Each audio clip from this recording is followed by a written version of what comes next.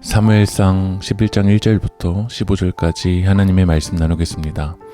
암몬 사람 나하스는 길르앗 야베스에 올라와서 이스라엘을 겁박합니다. 언약을 하자는 이 야베스 사람들의 제안에도 이 암몬 사람들은 오른쪽 눈을 다 빼야 언약하겠다라고 협박을 합니다.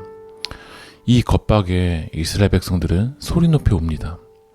우리도 삶 속에서 이 협박의 소리들 때문에 눈물이 나기도 합니다. 사울은 밭에서 소를 몰다가 백성들이 우는 이유에 대해서 듣습니다. 이 말을 듣자 6절의 말씀을 읽어보면 사울이 이 말을 들을 때 하나님의 영에게 크게 감동되매 그의 노가 크게 일어나. 사울이 하나님의 영에 감동이 됩니다. 그 하나님의 영에 감동되어서 이 백성들의 아픔에 대해서 듣게 됩니다.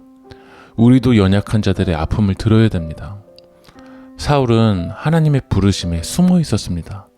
그러나 하나님의 영에 감동될 때 이스라엘 백성을 이 외부의 위협으로부터 지켜낼 사명을 감당하게 됩니다. 사울처럼 상황만 보면 사명을 감당하기 어렵습니다. 하지만 하나님의 영에 감동될 때 사명을 감당할 수 있을 줄 믿습니다.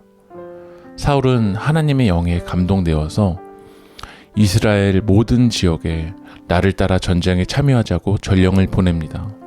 그리고 이스라엘 30만 명과 유다 사람 3만 명과 함께 암몬을 쳐서 큰 승리를 거둡니다.